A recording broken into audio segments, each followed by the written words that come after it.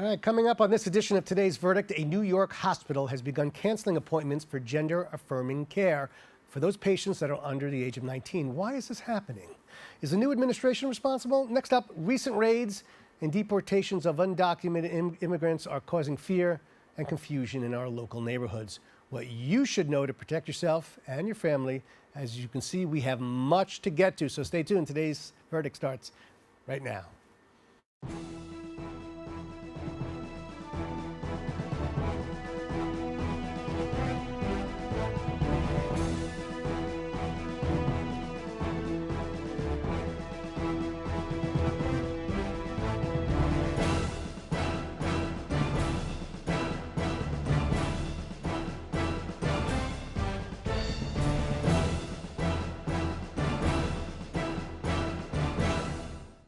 All right, hello and welcome to Today's Verdict, the interactive show that gives you your legal rights and options.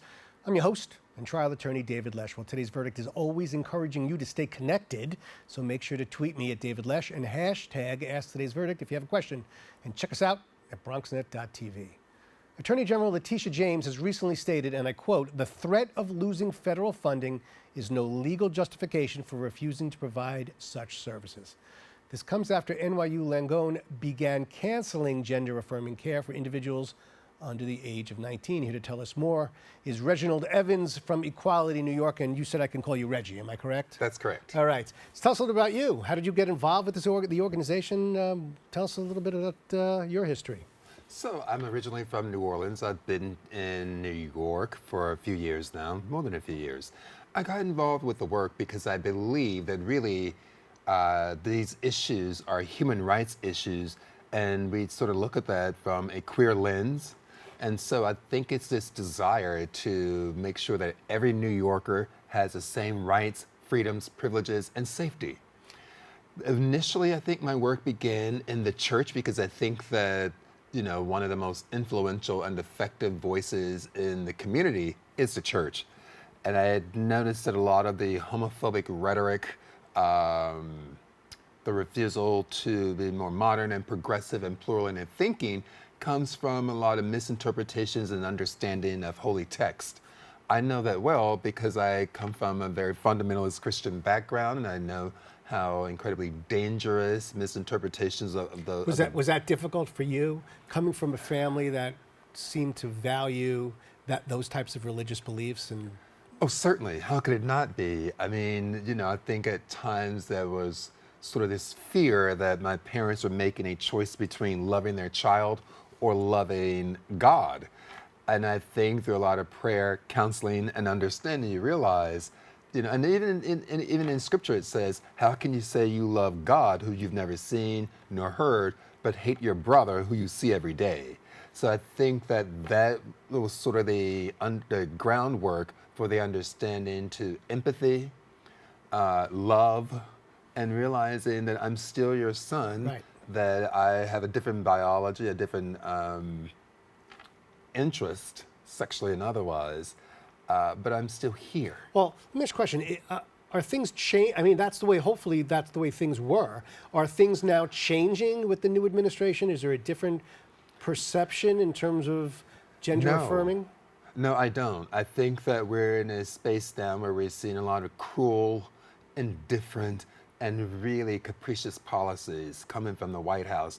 I think that a lot of people who are hateful, who are anti-LGBTQ+, who are homophobic, sort of feel validated. But on the other side of that, you feel a lot of people in our community feel under threat, and rightfully so.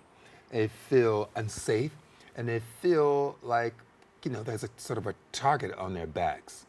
And I think that the rhetoric, the executive orders that we're seeing coming from the White House, sometimes from the church house, I don't think that this is the world that anybody wants to live in. This is not the way that God has designed life for everyone. You know, God is love and can only be love. And I don't think that it's possible to really love yourself and hate someone else. Let me just put my lawyer hat on for a second. Sure. Okay. We do want to protect the youth of our country who we feel may not be mature enough to be able to make certain decisions on their own. So the law provides or may provide, up until the age of 18 or 19, we will make the decisions for you. After that, you can decide whatever you want to do. How do you feel about that? So here's the thing. I think that's a very complex issue, and I have a lot of serious questions about it. Number one, if we feel that, children or minors are not in a capacity to make such decisions, then why can minors be emancipated from their parents? So I think that alone sort of contradicts the legality of that. But hold on a second. The being emancipated from your parents does not really follow you in terms of the gender-affirming surgeries that you may get for the rest of your life. In other words, you could be, you could be basically emancipated from your family, and you can change that back and forth however you want to do it. For the next day, you could call up your parents, and everything is all done, and you're back being close again, or whatever it is. But when you have the gender-affirming surgery, there's a huge, hurdle that you have to go through to get yourself back to the way you were. Well, okay. That's my thought on that. What are your thoughts on that? So first of all, I want to say that this is, at the end of the day, it is a medical decision. Yeah. And we're asking that the right for this medical decision be left in the hands of doctors, parents, counselors, and number one, and perhaps most importantly, the patient themselves. These are not frivolous decisions that sort of happen on a whim, nor is someone who would perhaps decide to emancipate themselves from their parents. I think that the state interfering in people's personal lives is not the way to go. Again, this is a decision that should be made by the patient in consultation with their parents and doctors, not the state. Speaking of that, let's talk about NYU Langone. What's going on there? What's the issue? Well, I think the issue is, here's the thing. We all want to live in a society where everyone has a right and the ability to live out the life that they want to design for themselves. And what we see here is sort of important New York institutions like NYU Langone, who are sort of agreeing with decisions from the White House sort of in a backdoor way. I don't think that this is a New York that we want to live in, where, of all places, the greatest city on earth, this is also the home of the gay rights movement. So for NYU Langone to issue a decision like this seems counter to New York City. I don't think that it's a decision that really reflects the best of New York or the best of the high quality and world-class medical care that is offered in New York City. Pressure. Are these hospitals feeling the pressure from the federal government? What's making the decisions there from top to bottom? Is it word on the street? What's making them change how they feel, or maybe change how they interact with the public? So I think, first of all, that's a decision that can be best answered by NYU Langone, but there are no signs. There hasn't been any information that would suggest that they're feeling pressured necessarily. Okay. And I want to say that our organization, Equality New York, was very instrumental in affecting, for example, most recently, Proposition 1. But even still, we are also in Albany, we constantly engage with elected officials to affect legislation that protects the queer community and makes life safe and livable here. We did the work to make New York a safe haven. We passed that law. And as you well know, this is a law that says anyone, really from anywhere in the world, can come to the best city in the world and to get the gender-affirming and medical care they need without fear of persecution or prosecution. In fact, no law agency can legally cooperate or work with any outside agency to prosecute anyone who comes to New York State to get this care. So I feel that we've done the work to protect patients, to protect providers, and to protect the city. So to have a decision like this come down from NYU Langone, who's an important figure in the medical community, but also in New York City, it doesn't feel right. It doesn't feel like they have listened to the people, that they really understand how important the care they provide is for the families and the people who receive it. So it's a terrible decision. And whether or not it's pressure, I think that NYU Langone should realize that they're leaders, and the choices they make not only reflect their values, but they also influence and affect the lives of people around them, and also I think their peers. We don't have too much time, but let's say tips. Somebody's watching today, and they're not too sure, where to even start. They don't feel comfortable in their own skin. They want to change maybe who they are. What do they do? Who do they talk to? Where do they go? Right. So I would suggest the first thing I would do is speak to a professional. There are many qualified professionals. I would do my homework. And then after that, I think speaking to a parent or guardian about these feelings. And then at some point, I would think it'd be a great choice to speak to a professional counselor and a medical professional and have some very serious conversations about this. It's a long process. It takes years. And again, I want to say that I don't think that anybody at any age from the queer community, particularly the trans community, considers this decision lightly. This is something that I think that is an evolving decision. And by the time they're ready to take medical steps to have a body that more reflects who they are spiritually, I think that a lot of thought, a lot of prayer, a lot of research has gone into this choice. Where are we heading? What do you think? Put on your crystal ball. Take a look at your crystal ball in the next 2-3 years. Where are we going with this?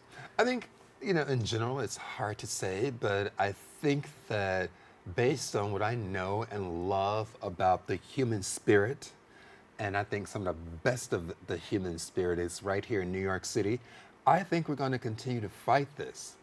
It's my hope that NYU Langone will reconsider their decision. I think that New Yorkers are resilient, and I can say that members of the LGBTQ plus community, we are strong, we are resilient. I mean, look at, my God, what we've accomplished in the last 50 years. Well, again, this is New York City, and we show people how it's done, and if, quite frankly, nobody does it better than us. We're the example. And I think that NYU Langone should realize that they can offer a much better example of empathy, medical intelligence, and integrity. all right, well, we're going to leave it there. We don't have much time left, hardly any time. But hopefully you'll come back next couple of months and let us know what the situation is on the streets, if you could. I'd be delighted. Wonderful. All right, don't go anywhere because we'll be right back. 19.7% of Bronxites currently experience food insecurity. Meanwhile, instead of these nice, colorful foods, this is the best food that they have access to. If this sounds like you, there are a bunch of resources to get healthy food for free or cheap. If you want to help, you might consider donating or volunteering in one of these places. Community fridges like this one are all over the city, and allow New Yorkers to conveniently donate extra food to people who might need it. Go to this link and find your nearest one. Food banks and pop-up events like these provide millions of healthy meals to families in need. These organizations are distributing meals to Bronxites as we speak, and are always accepting donations and volunteers.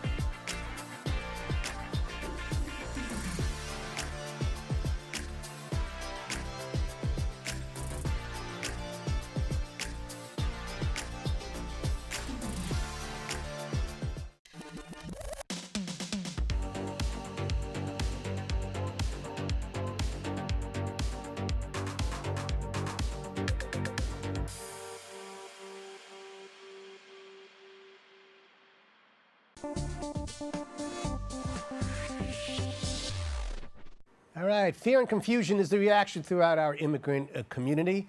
The ICE raids have begun. We have with us today Lymari Casta returning to the show. Lymari, how are you doing today?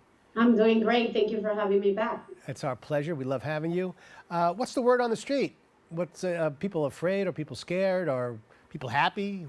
You're an immigration attorney, so you have your ear to the ground. From where I have been meeting with immigrants and talking to them and people that called my office, there is a nationwide state of panic at this moment because of all the things that are being shown in the media, in the news, regarding raids, executive actions, and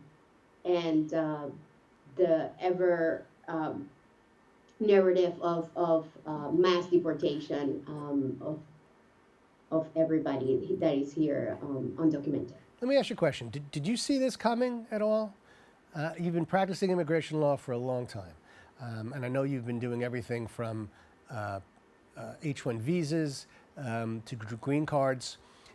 Did you ever think you were going to have a situation that you would see in your lifetime where in New York City, in the borough of the Bronx, that there would be raids throughout the communities picking up people who were not documented?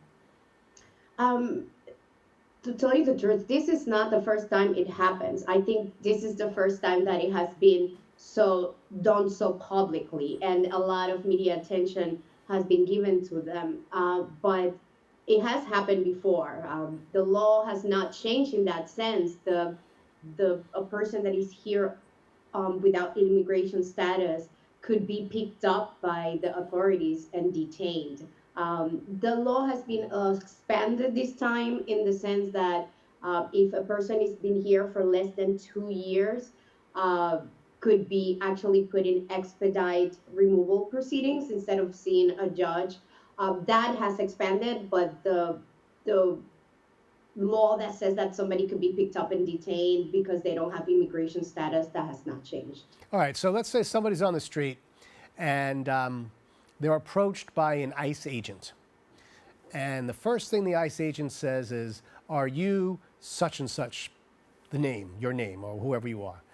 What does a person do when they're approached? Initially, when the first time they're approached, what do they do?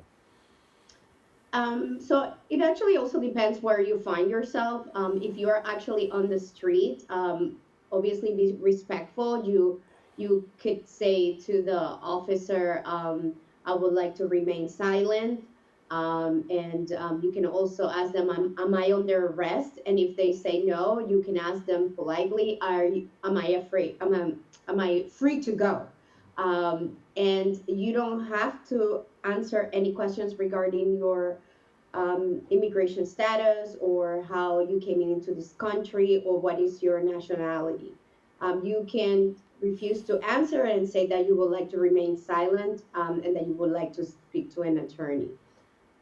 All right, let me ask you a question. So let's say you have a past arrest. I'm not saying a conviction, it's just an arrest. You haven't, hasn't gone to court yet. You haven't had any convictions.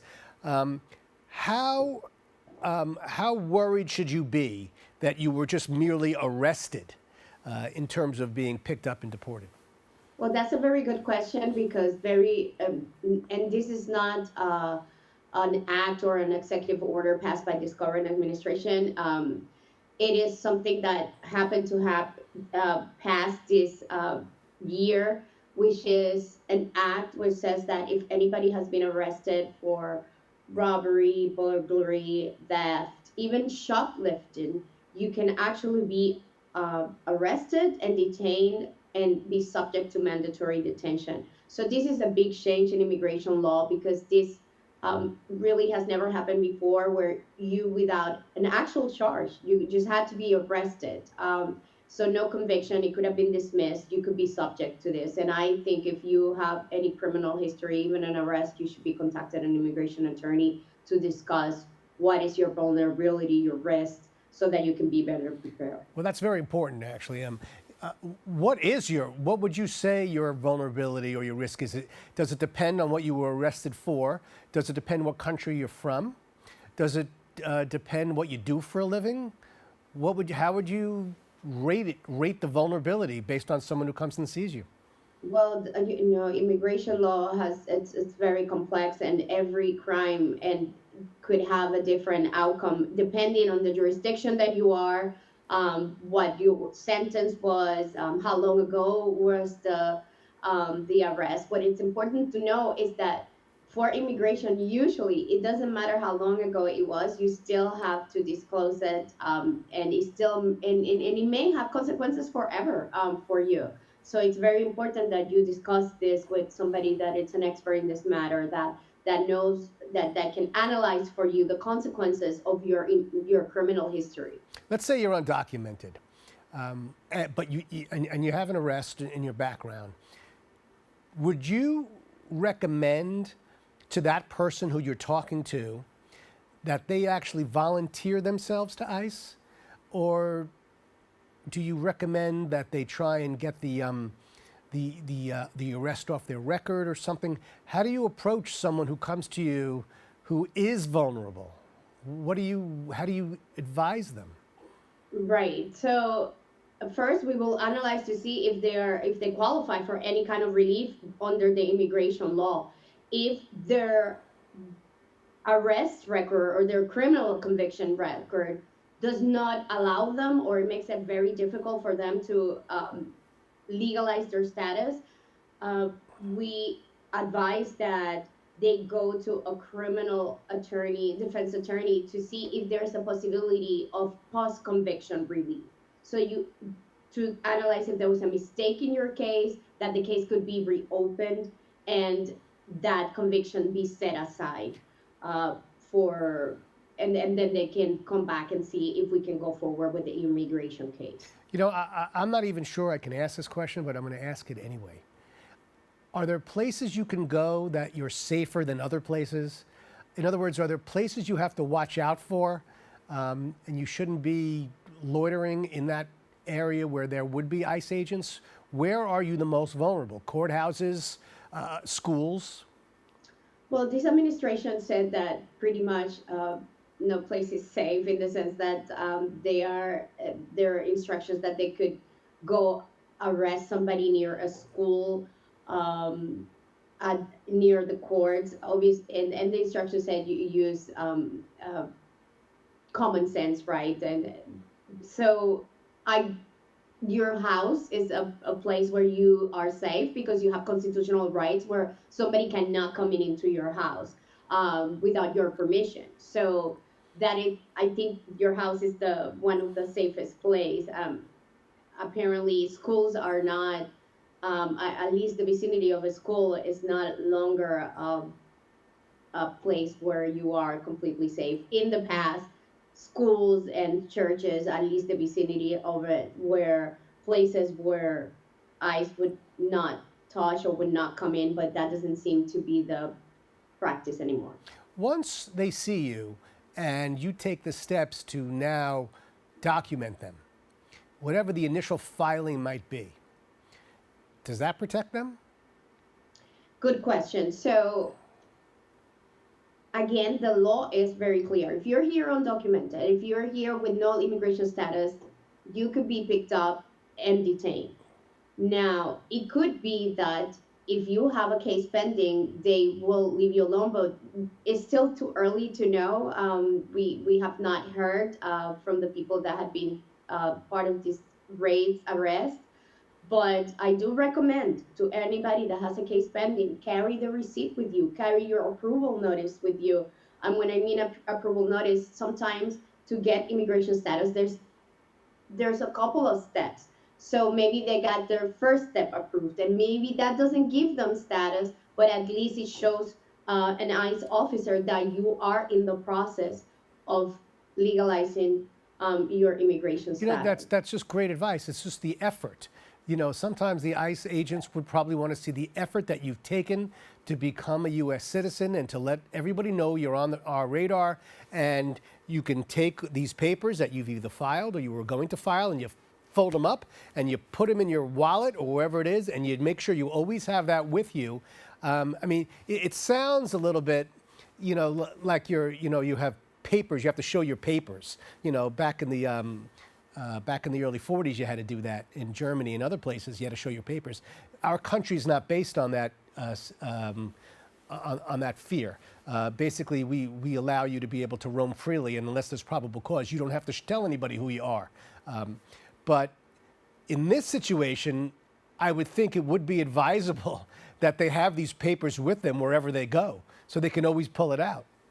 Right. And again, we cannot guarantee that will avoid the arrest, but it's worth the try. I mean, we know that in some of the raids, U.S. citizens and U.S. legal permanent residents have been arrested or part of this raid. I wonder if they didn't have their green card, the one that was a legal permanent resident. A U.S. citizen doesn't have to show that they are a U.S. citizen, but having proved that you are, it certainly cannot hurt. Listen, there are a lot of people who watch this show, and I'm sure there are some people who are watching this right now and are very afraid. So where do they find you? Because you might get the phone call very quickly. Yes, you can call our office at 718-798-0188. And it's very important, I want to say to everybody, that you do find legal advice now. Do not wait until you get arrested. It might be too late. There are not enough immigration attorneys for all the people that need the help. So securing an attorney at this stage, even if you have not been arrested, it's a very good idea. That's great. Great advice. A lot of times people call my office, and the one thing I always say to them is whatever you're doing, document it, write it down, have something in writing so you can prove it. But I think with respect to this particular issue, the most important thing you can do is go see an immigration attorney quickly to protect yourself. And Lymari, I want to thank you very much. We always love having you on. Thank you. All right. Well, that's all the time we have today. I'd like to thank our guests for joining us, and of course you, the viewers, for watching. If you missed any part of today's show, be sure to check it out on YouTube. Also remember, if there's a legal issue or topic you'd like to see in a future edition of Today's Verdict, feel free to contact me at davidlesh@bronxnet.org or tweet me at davidlesh. Make sure to hashtag Ask Today's Verdict. And for myself and all of us, Today's Verdict, always remember, know your rights, know your issues, reach a verdict. I'm David Lesh. I'll see you in 2 weeks.